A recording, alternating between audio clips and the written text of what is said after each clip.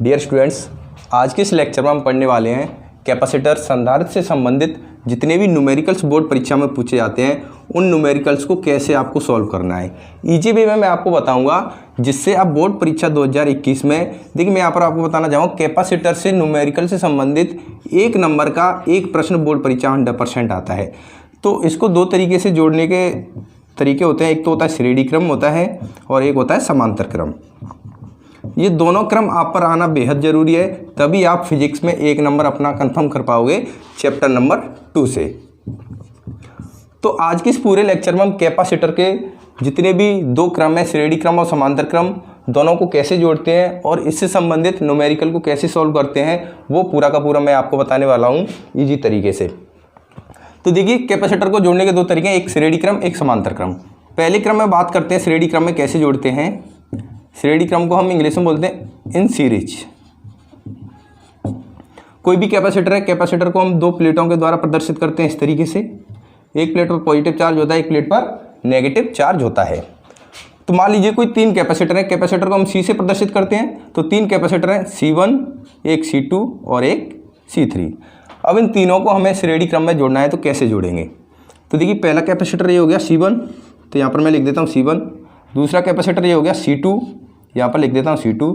और तीसरा कैपेसिटर हो गया C3। तो देखिए ये कैपेसिटर की ये पहली प्लेट होगी, ये दूसरी प्लेट होगी, दूसरे वाले की ये पहली प्लेट होगी, ये दूसरी प्लेट होगी। तो पहले कैपेसिटर की दूसरी प्लेट को दूसरे कैपेसिटर की पहली प्लेट से अगर हम जोड़ देते हैं और दूसरे कैपेसिटर की दूसरी प्लेट को तीसरे कैपेसिटर की पहली प्लेट से अगर हम जोड़ देते हैं, इस तरीके से कैपेसिटर को आपस में जोड़ते जाते हैं जितने भी कैपेसिटर हो, तो ये वाला क्रम है, ये कहलाता है श्रेणी क्रम। तो श्रेणी क्रम आपको समझ में आ गया होगा श्रेणी क्रम क्या होता है। इसके बाद बात करते हैं समांतर क्रम में किसी भी कैपेसिटर को कैसे जोड़ते हैं। देखिए अगर आपको समांतर क्रम में किसी भी कैपेसिटर को जोड़ना है तो उसका ये तरीका है, यहाँ पर मैं लिख देता हूँ समांतर क्रम इन पैरेलल। तो देखिए तीन आपके पास कैपेसिटर हैं, C1, C2 एंड C3। तो यहाँ पर ये पहला कैपेसिटर है C1, इस तरीके से मैं यहाँ पर बना देता हूँ। दूसरा कैपेसिटर है ये C2, यहाँ पर लिख देता हूँ। और तीसरा कैपेसिटर है ये C3। तो तीनों कैपेसिटर की ये पहली प्लेट है, ये इसकी पहली प्लेट है, ये इसकी पहली प्लेट है, और इसकी दूसरी प्लेट ये है, इसकी दूसरी प्लेट ये है, इसकी दूसरी प्लेट ये है। तो तीनों कैपेसिटर की पहली प्लेटों को आपस में जोड़ दिया जाए इस तरीके से, यहाँ पर मैंने जोड़ दिया, और दूसरी प्लेटों को आपस में जोड़ दिया जाए इस तरीके से, इस तरीके से। तो फ्रेंड ये वाला समायोजन क्या कहलाएगा, समांतर क्रम संयोजन। तो आपके बोर्ड परीक्षा में सिर्फ यही दो संयोजन है, इन्हीं दोनों से संबंधित आपको न्यूमेरिकल करना बेहद ज़रूरी है। तो देखिए यहाँ पर मैं आपको कुछ न्यूमेरिकल बताऊंगा, सॉल्व करके दिखाऊंगा और आपको खुद भी उनको सॉल्व करना है। कुछ एग्जांपल भी यहाँ पर मैं आपको कराने वाला हूँ। देखिए बात करें श्रेणी क्रम के लिए, तो श्रेणी क्रम में अगर हमें टोटल धारिता निकालनी है तो इसका फॉर्मूला होता है 1/C = 1/C1 + 1/C2 + 1/C3। और बात करें समांतर क्रम के लिए, तो समांतर क्रम का जो फॉर्मूला होता है वो होता है C = C1 + C2 + C3 + dash. यहाँ पर भी डैश कर सकते हो आप, जितने भी आपके पास कैपेसिटर है, संधारित्र है, उतने आप योग कर सकते हो इस तरीके से। चलिए यहाँ पर मैं एक एग्जांपल लेता हूँ। दो आपके पास कैपेसिटर हैं इस तरीके से, ये बिंदु है A, ये बिंदु है B। मान लीजिए ये 2 माइक्रोफैराड का कैपेसिटर है और ये भी 2 माइक्रोफैराड का कैपेसिटर है। इस तरीके से कोई डायग्राम बना हुआ है, आपके पेपर में आ जाता है। यहाँ पर लिखा रहेगा बिंदु A व B के बीच में तुल्य धारिता ज्ञात कीजिए। तो आप कैसे निकालोगे। अगर आपको यही नहीं पता है ये दोनों कैपेसिटर कौन से क्रम में जुड़े हुए हैं, तब तक आप उसकी धारिता नहीं निकाल सकते हो। सबसे पहले आपको पता होना चाहिए कौन से क्रम में जुड़े हैं, उसके बाद फॉर्मूला अप्लाई करना है, उसके बाद आप डायरेक्टली आंसर निकाल सकते हो। तो देखिए यहाँ पर मान लीजिए ये कोई पहला कैपेसिटर है C1, ये कोई दूसरा कैपेसिटर है C2। पहला संधारित्र C1, ये दूसरा संधारित्र C2। यहाँ पर दोनों की ये धारिताएं दी हुई हैं। धारिता का मतलब क्या होता है, फेरेड। माइक्रोफेराड हो गया, ये इसका एक छोटा मात्रक है। ठीक है फ्रेंड, तो देखिए यहाँ पर ये पहला कैपेसिटर है, इसकी ये पहली प्लेट है, इसकी ये दूसरी प्लेट है। ये दूसरा कैपेसिटर है, इसकी ये पहली प्लेट है, इसकी ये दूसरी प्लेट है।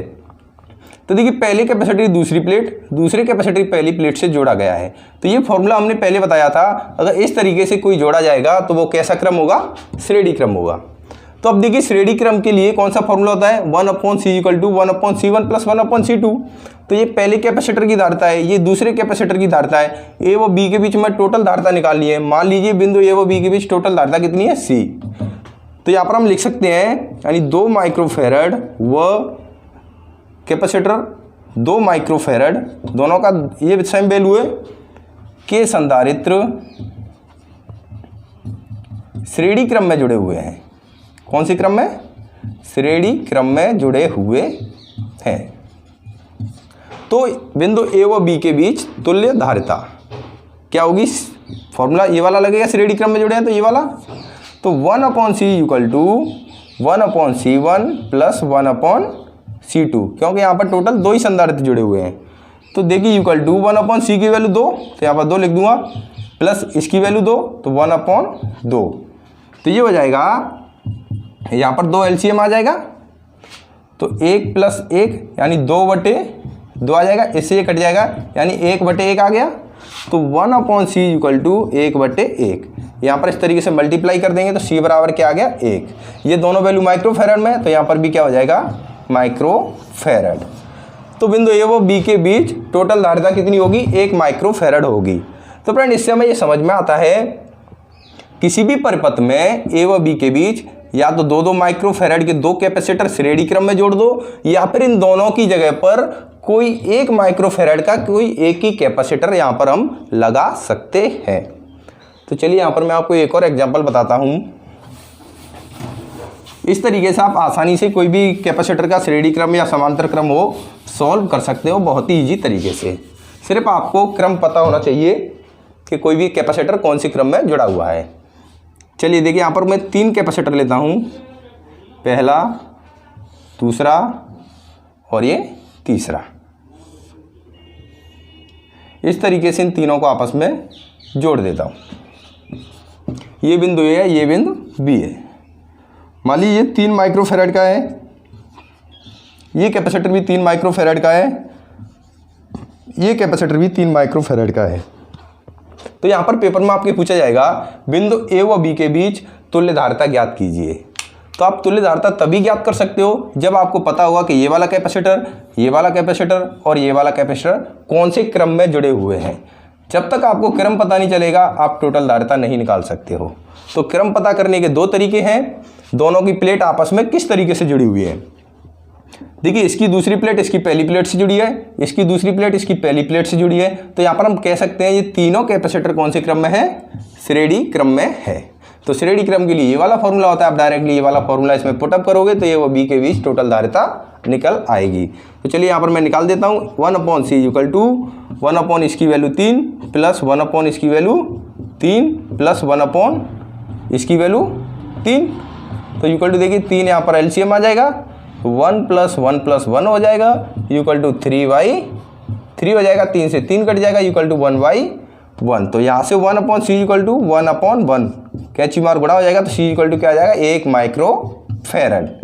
तो इस तरीके से आप कोई भी श्रेणी क्रम का अगर कैपेसिटर जुड़ा हुआ है तो उसका आप आंसर आसानी से निकाल सकते हो। चलिए यहाँ पर मैं एक और आपको एग्जाम्पल कराता हूँ, उसको आपको स्वयं सॉल्व करना है। इस तरीके से देखिए कोई यहाँ पर कैपेसिटर जुड़ा हुआ है, इस तरीके से ये कोई बिंदु है ए, ये कोई बिंदु है बी। देखिए ये 2 माइक्रोफेरड का है, ये भी 2 माइक्रोफेरड का है, ये भी 2 माइक्रोफेरड का है और ये भी 2 माइक्रोफेरड का है।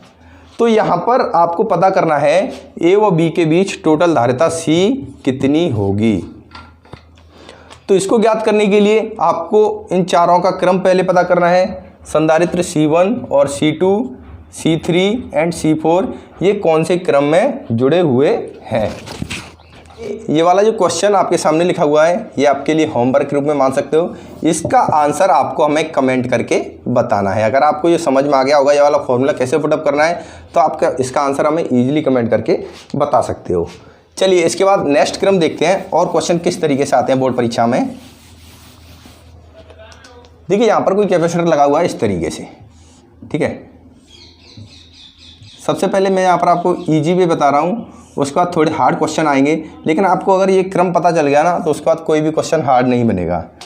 ये 2 माइक्रोफेरेड का है, ये 3 माइक्रोफेरेड का है। 2 कैपेसिटर हैं, ये बिंदु ए है और ये बिंदु बी है। तो यहाँ पर आपको बिंदु ए और बी के बीच टोटल धारिता ज्ञात करनी है। तो कैसे ज्ञात करोगे? देखिए फ्रेंड, इसके लिए आपको पहले मैंने समझाया था, इसका क्रम सबसे पहले आपको पता करना है। अगर एक बार आपको क्रम पता चल गया तो न्यूमेरिकल आपका ऐसे ही सॉल्व हो जाएगा। तो देखिए ये पहला संधारित्र C1, ये दूसरा संधारित्र C2, इसकी ये पहली प्लेट है, इसकी ये पहली प्लेट है, इसकी ये दूसरी प्लेट है एंड इसकी ये दूसरी प्लेट है। तो ये पहली प्लेट को देखिए आपस में पहली प्लेट से जोड़ा गया है, दूसरी प्लेट को आपस में दूसरी प्लेट से जोड़ा गया है। तो यहाँ पर हमें पता लग रहा है ये कौन सा क्रम होगा।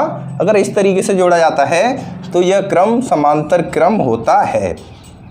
तो समांतर क्रम के लिए फॉर्मूला क्या होता है? C बराबर C1 plus C2 plus C3, यानी जितने भी कैपेसिटर हैं आपके पास उन सभी को जोड़ देते हैं। तो यहाँ पर देखिए बिंदु ए व बी के बीच हम टोटल धारिता निकालेंगे तो क्या आ जाएगा? C बराबर C1 प्लस C2। C1 की वैल्यू ये मान लीजिए 2 प्लस C2 की वैल्यू है 3, तो 2 और 3 5 माइक्रोफेरेड हो जाएगा इसका टोटल आंसर। तो इस तरीके से आप, तो देखिए फ्रेंड यहाँ पर मैं आपको एक क्वेश्चन और देता हूँ किस तरीके से आपको सॉल्व करना है। इस तरीके से मान लीजिए कोई कैपेसिटर का संयोजन है, ये कोई परिपथ है इस तरीके से। यहाँ पर ये C1 है, ये C2 है, ये 2 माइक्रोफेरेड का है और ये 8 माइक्रोफेरेड का कैपेसिटर है। इस तरीके से ये जुड़े हुए हैं, ठीक है। यहाँ पर ये बिंदु है A, ये बिंदु है B। तो इसको आपको बिंदु ए व बी के बीच टोटल धारिता ज्ञात करनी है, कितनी होगी। तो इस क्वेश्चन को आप स्वयं हल करना है, जैसा कि मैंने एग्जांपल 1-2 करा दिए हैं। तो इससे आपका रिवीजन भी हो जाएगा, आपको पता भी लग जाएगा किस तरीके से ऐसे क्वेश्चन सॉल्व करने हैं। इसके बाद देखिए फ्रेंड, मैं वो वाला क्वेश्चन आपको बताने वाला हूँ जो बोर्ड परीक्षा में अक्सर सबसे ज़्यादा पूछा जाता है। यहाँ पर मैं एक डायग्राम बनाता हूँ। देखिए इस तरीके से कोई परिपथ है,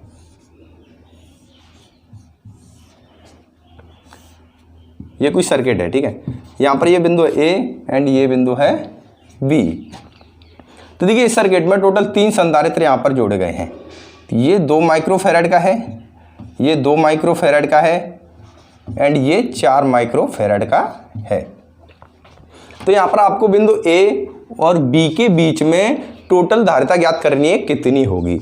इस तरीके का क्वेश्चन बोर्ड परीक्षा में अक्सर करके पूछा जाता है। 1 नंबर में पूछा जाएगा या फिर 2 नंबर में पूछा जाएगा। हो सकता है ऐसा क्वेश्चन ऑब्जेक्टिव में भी पूछ लिया जाए, वहाँ पे आपको ऑप्शन दे दिए जाएंगे, उसमें आपको राइट टिक लगाना है। तो सॉल्व करने का सीधा यही फंडा है, आपको क्रम पता होना चाहिए, श्रेणी क्रम में है या समांतर क्रम में है। अगर आपको क्रम पता लग गया तो उसके बाद ये वाले 2 फॉर्मूले पुटअप करके आप आंसर आसानी से निकाल सकते हो।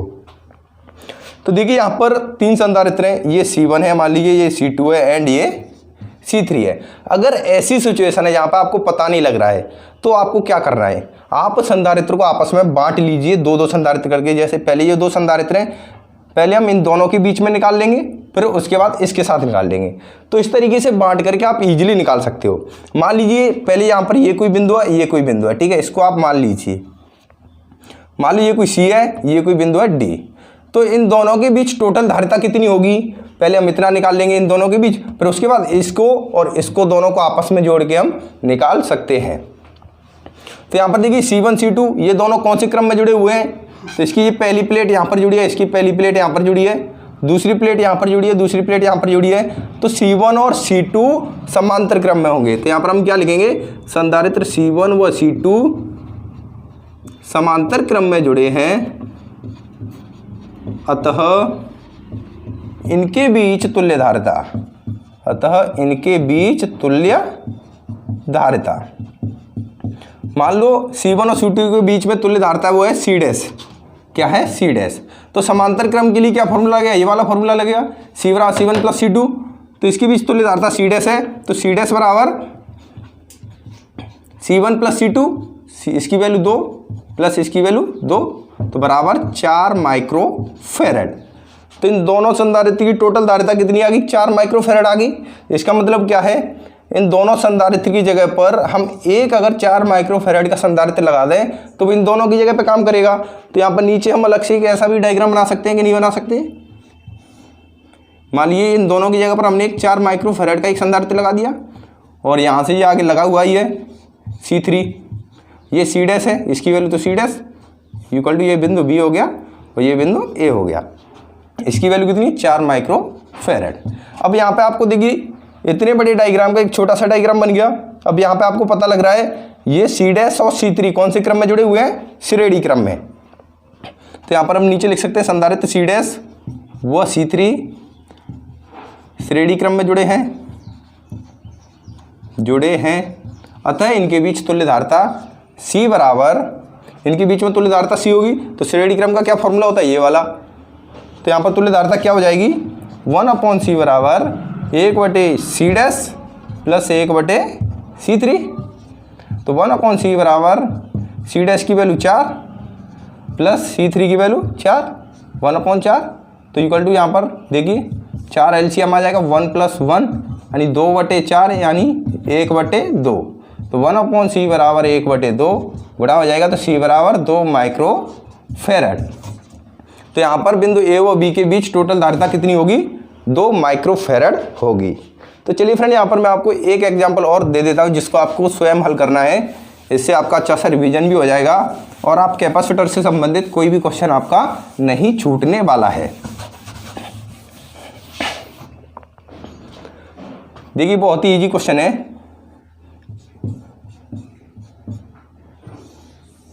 इस तरीके से 3 कैपेसिटर को यहाँ पर जोड़ा गया है। यहाँ पर एक कैपेसिटर को इस तरीके से जोड़ा गया है। ये बिंदु A एंड ये बिंदु है B। तो मान लीजिए ये 2 माइक्रो फेरेड का है, ये भी 2 माइक्रो फेरेड का है, ये भी 2 माइक्रो फेरेड का है और ये मान लीजिए 12 माइक्रो फेरेड का है। तो आपको बिंदु A व B के बीच में टोटल धारिता निकालनी है। तो ये क्वेश्चन आपको स्वयं हल करना है। एक और यहाँ पर मैं डायग्राम बना देता हूँ, ये आपके लिए खुद हल करने हैं, इससे आपका रिवीजन हो जाएगा और कैपेसिटर से संबंधित आपका कोई भी क्वेश्चन नहीं छूटने वाला है। ये बिंदु B है, ये मान लीजिए 2 माइक्रो फेरेड का है, ये 4 का है, ये भी 4 का है और ये भी 2 माइक्रो फेरेड का है। तो यहाँ पर बिंदु A व B के बीच आपको टोटल धारिता निकालनी है फ्रेंड। और कैपेसिटर से संबंधित आपका कोई भी न्यूमेरिकल हो वो आप हमें कमेंट करके पूछ सकते हैं। हमने एक व्हाट्सएप ग्रुप बनाया हुआ, उसकी लिंक वीडियो के डिस्क्रिप्शन में मिल जाएगी, वहाँ पर ज्वाइन करके आप हमें डायरेक्टली उस क्वेश्चन का फोटो भेज सकते हैं। Thank you friends.